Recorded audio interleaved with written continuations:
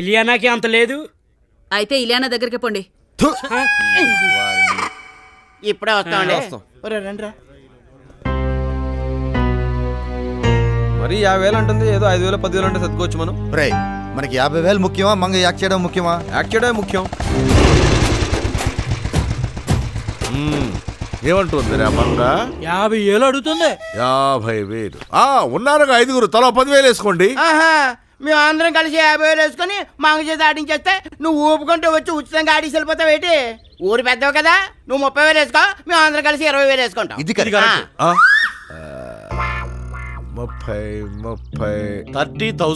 Okay Manga, నువ్వు అడిగినట్టే 50,000 ఇస్తున్నావు. నాటకం వేయడానికి రెడీ అయిపో. సైకిల్ పై పులిరాజు, వెనకాల కపిరాజు.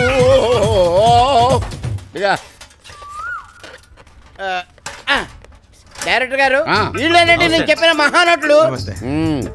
మీ బ్యాచ్ అని చెప్పు, నట్లో కదా నేను చెప్తాను. ఏమయ్యా అనుభవం ఏమన్నా ఉందా?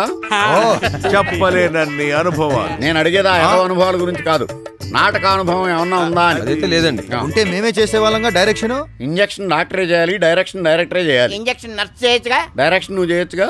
Useless fellow. ఓ తమరికి ఈ అలవాటు కూడా ఉందా? నాకు ఈ అలవాటే ఉంది.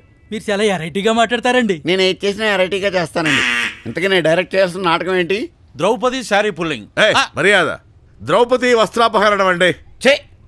ఎప్పుడో ద్వాపరయుగంలో దుశ్శాసనుడు ఒకసారి ద్రౌపది చీర లాగాడు. కలియుగం స్టార్ట్ అయ్యి కొన్ని 1000 సంవత్సరాలు అవుతుంది. ఇప్పుడు ఇంకా లాగుతానే ఉంటారు. అయితే కొంచెం గ్లామర్ గా ఉంటారని. చీర ద్రౌపదా? నాటకానికి కావాల్సింది గ్లామర్ కాదురా, గ్రామర్.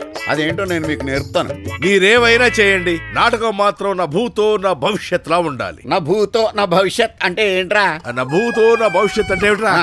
ఏదో ఒకటి కానీ నాటకం మాత్రం బ్రహ్మాండంగా ఉండాలి. మీరే చూస్తారు కదా, వెంటనే తెప్పించు. లాగడానికి చీరలా, తాగడానికి మందు. అలాగే వెళ్ళు.